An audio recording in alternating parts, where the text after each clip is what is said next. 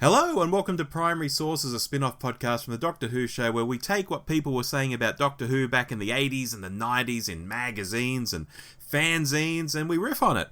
The conversation might stick closely to the primary source or it might go off on its own strange tangent. Who knows? For this episode, I'm joined by my Doctor Who show co-host Dave. Hello, Dave. Hello, Rob. How's things? Things is good. Things is exciting. Ready to go. Excellent. Well, before we get into this one, I'm going to tell you, we normally do 3 letters. Tonight, Dave, I'm going to try and do it with 2.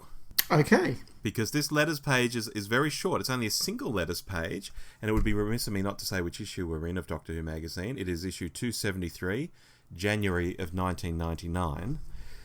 And I couldn't go past one of the letters, so... I thought, okay, I can only pull 2 out of this. Let's go with 2. Excellent. So, sorry, say it again. Which month are we? We are in January of 1999. 99? Yeah. Goodness, I was at university. And I have no idea where this first letter's going to go, but I just have to read it. Right, I'm ready. The letter is called It's a Wonderful Life. And it begins, I have been trying to get ready for the 35th anniversary. I am very excited. I try buying Doctor Who merchandise, but my parents will not let me. Whenever I try and watch Doctor Who, I get yelled at by my father. He hates Doctor Who because it is British. He does not like the British because the British were not nice to the Turks. I told my father that is history. My father said that Doctor Who is history, and I just yelled back at him, so I've gotten into a lot of trouble. My mother will not let me get the memorabilia because she says it costs a lot. I asked her if I could go to the 35 Up convention in England, and my mother said, shut the hell up. I told her we should have enough money to go to England because this last summer we went to Turkey. To tell you the truth, I did not do so well in school last year because of getting ready for the 35th anniversary. I was born too late. I wish I was born 40 or 50 years before so I could have seen Doctor Who's debut. I missed it all, and I'm going to again. I hope all of you at Doctor Who magazine will have a nice and enjoyable anniversary that will never be forgotten. I will somehow celebrate. I am so far away from England. And that's from Basin Ahmet Tulu, Michigan, USA. Dave. As always, Rob, with your picks, there's a lot there that we can talk about, and my mind can go in all sorts of directions. And yes. The first place my mind is going is to the Mythmakers, because when you mentioned Turkey, I thought, well, Troy was in Turkey. Yes. And the Mythmakers were set in Troy. And the Mythmakers is a really fun, witty little story that I think, were it to be discovered, would actually be very, very highly regarded. Very similar, I think, to the Romans. Just that fun, witty story with a little bit of darkness, and that's very interesting. But I suspect that's not the real point that the author would want me to take out of his letter. Probably not. I must admit, as you were reading it and it was going through, I did sort of have a vague sense that maybe the author was going to end up being somebody ironically famous or something, and that was signed by Billy Piper, probably, anybody like Russell T Davies or Stephen Moffat would Matt Smith might be the right age. How old was Matt Smith in 99? Is he younger than me? Oh gosh, I think he is. Yes, could be. Probably not quite that young, but yes, I thought it was going to be, signed Matt Smith, and he went on to be the Doctor and showed his parents. But no, it wasn't. That would have been fabulous. I mean, there is that old Peter Capaldi, wrote to Dwass and all the rest of it when he was a kid. So those things are out there.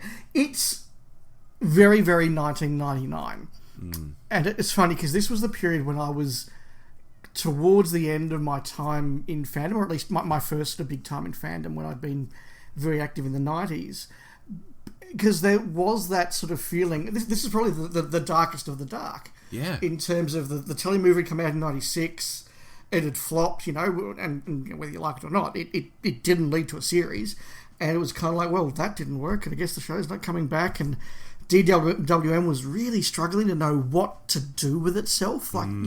This is the sort of the period, again, I think I was still buying DWM at this stage, but probably not for much longer, when it was sort of, here we have a 4-page special interview with the fourth Ogon from the left. And it's sort of like, yeah, they're getting a little desperate. Or, we're interviewing Nick Courtney again. And that kind of was the vibe around fandom. So it was a little bit negative, and I think a lot of people were moving away from the show, including loyal viewers and loyal fans.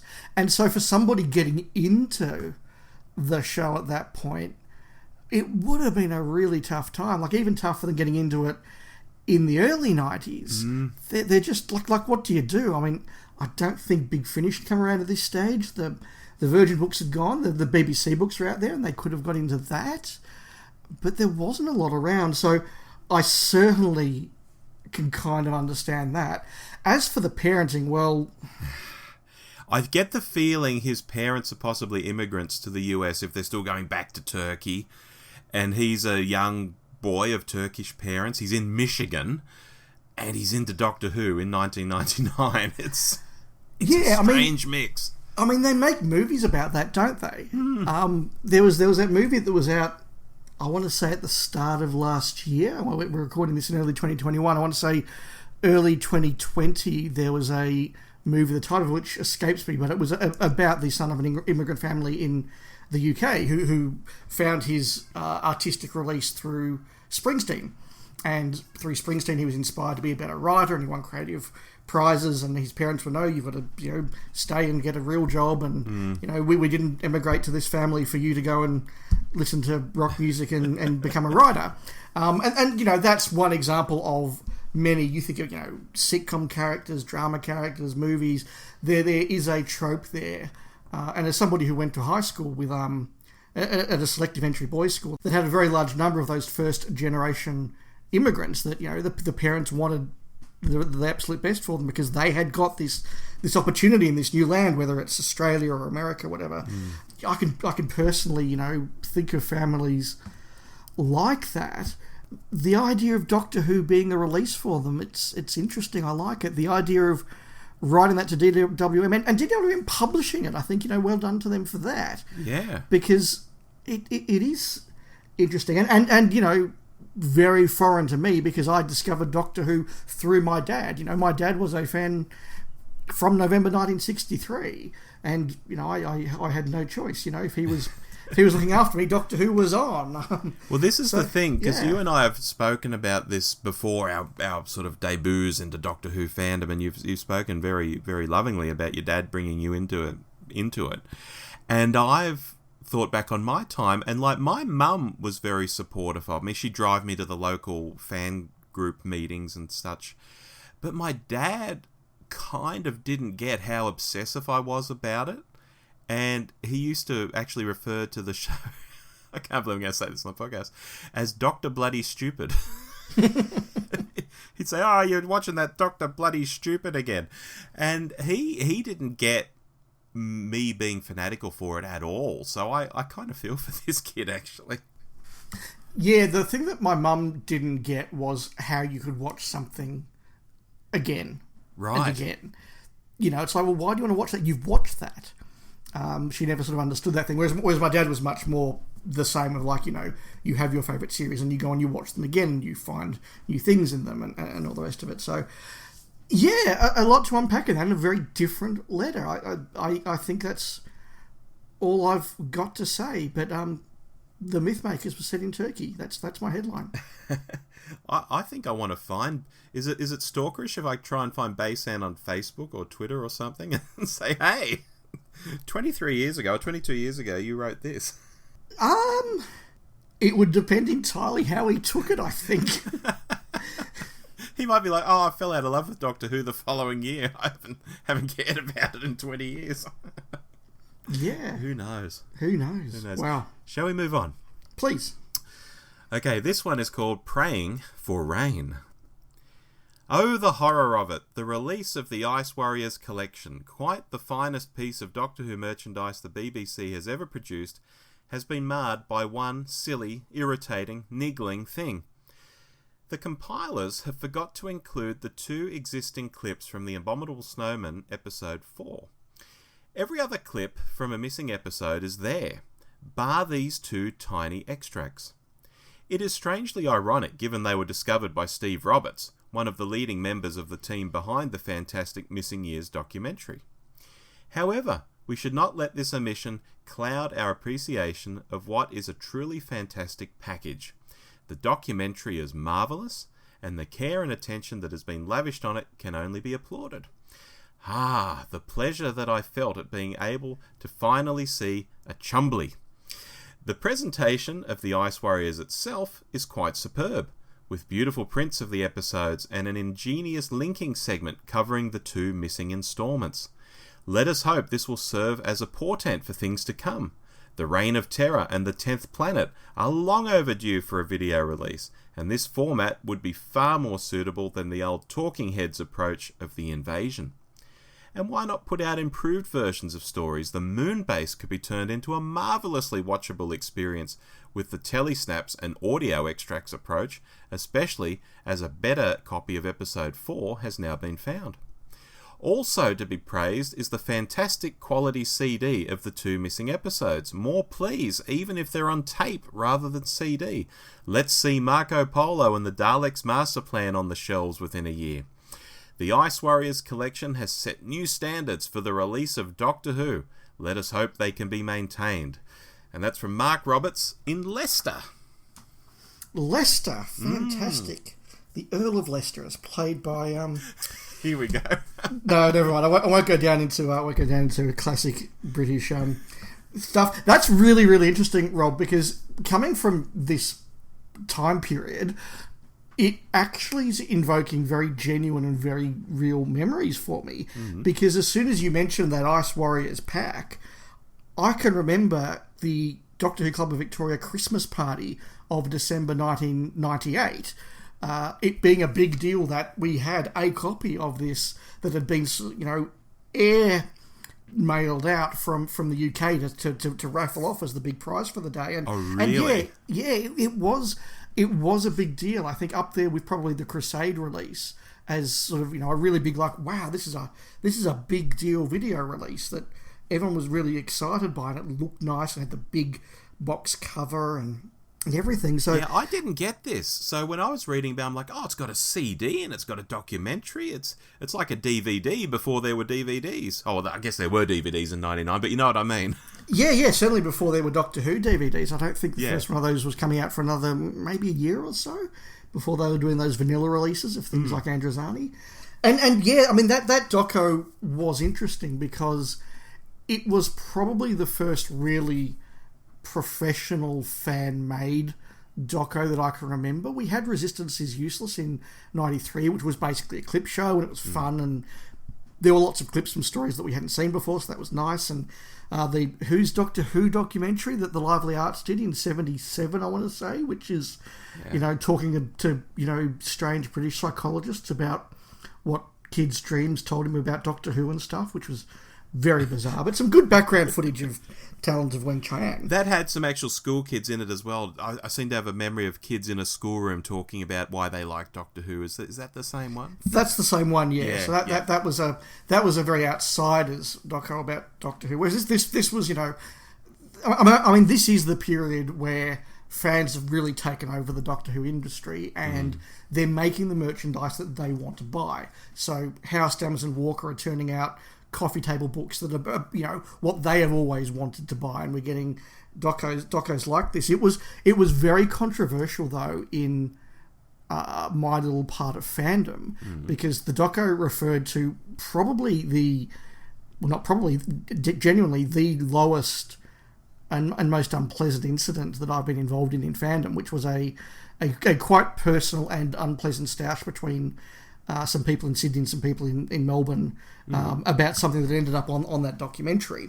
And I'm not going to go into the full story because without half an hour to tell it properly and give all sides, that would be totally unfair. But it was actually, there was actually quite a nasty little sort of dust up over something that was in that documentary. So that was controversial as well. But was that discovered at that meeting, or was that a sealed copy they were giving away at the meeting? No, I think it was a sealed copy. Okay. I don't remember when we actually saw the doco. I certainly didn't for a little while after, because I don't think I got a copy from the UK of that. I think I got an Australian one, and they did take months to come out. But yeah, look, it was a big deal to include the CD in it, because the BBC, going right back to when JNT was the unofficial or semi-official consultant on the Doctor Who video range, really struggled with what do we do about releasing stories with missing episodes. And JNT's solution was that you got an actor from the show to come in and basically do the talking head that the letter referred to. So for those who aren't familiar, the first release on VHS of The Invasion, you watched... No, you didn't even... You opened with Nick Courtney saying, hey, this is what happens in part 1 of The Invasion. And it was about 3 sentences. And then you'd watch part 2 and part 3, and then Nick Courtney would be back with sort of another 3 sentences. And it wasn't even to sort of cover what happened in that episode. It was just enough to get you from the end of part 3 to the start of part 5. So, you know... Enough to tell you that the reason why the Doctor isn't in the warehouse... The Doctor got out of the cliffhanger, he then went to another location, and a cliffhanger happened. Here's the episode. So, and now I'm off to the pub. And it was enough to sort of get you get the characters moved from where they needed to be. And as somebody who had a lot of audio cassettes and read a lot of the Target novels, I was very relaxed about that because I kind of knew the stories. But I get for someone who's just going, The Invasion, cool, I don't know what this is about, and puts it on, and they're like, so who's that guy? And why is that guy there? And they didn't do too many of them. In fact, when JNT left the range, they got pulled, and I think there was a Carol Ann Ford did some for Reign of Terror that wasn't released, and Michael Craze did some for the 10th Planet that wasn't released. Oh, that's interesting. That's my memory of it, yeah. I'm enjoying the way he says, oh, look, we could do so much with, the moon base. We could redo that. And I think, oh, gosh, within a certain period of time, there's this DVD where they animated it. And actually in an animation style that I think's better than the current animation style that they use, because it seemed more bespoke, because they're only doing, they're not trying to do a whole story.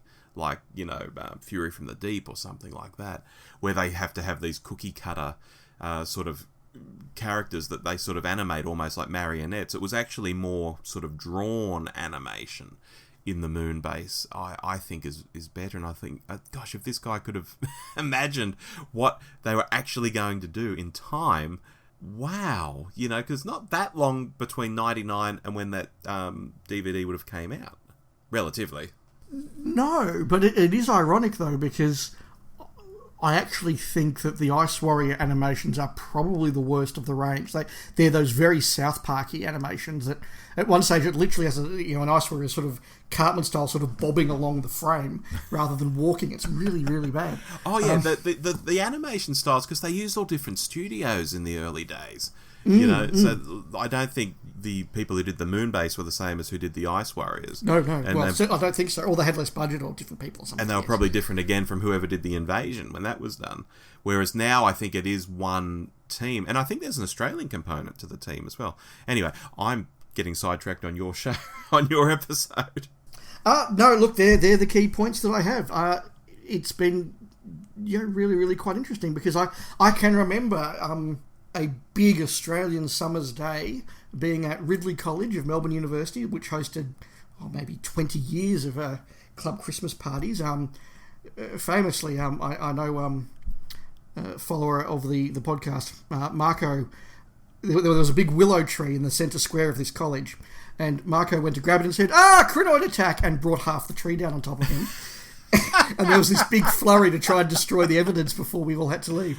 Oh dear. Yeah. So yeah, that sort of reminded me of big Australian summers and Christmas, and being excited when the latest Doctor Who videos were arriving in the country. Yeah, it's amazing.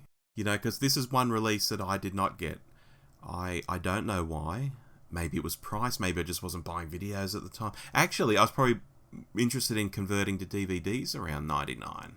Yeah, I'll be only a couple of years off buying my first DVD player. Yeah. I think it was when I started working full-time, so in 2003, I think was when I bought my first DVD player. Maybe even a year earlier when I was just working a bit. But certainly, I was only a couple of years away from, look, I'm going to have a DVD player. And the DVD range was coming out, and it's like, well, do I buy the Reign of Terror on VHS knowing that at some point I'm going to buy it again on DVD? Yeah. And some I did, like Invasion of the Dinosaurs I did, because my off-air copy was pretty ordinary of that. Certainly part 1, so I bought that on VHS. But, like the censor rights, it's like, well, can I live with my off-air copy of the censor rights? Or not off-air, but, a fan dub of the censoring. I can live without that till the DVD comes out. So, yeah, there was a phasing out by that stage. Brilliant. Well, look, Dave, we've done an episode with just 2 letters. We have. It's been fun, as always. All right, then. See you next time. See you next time.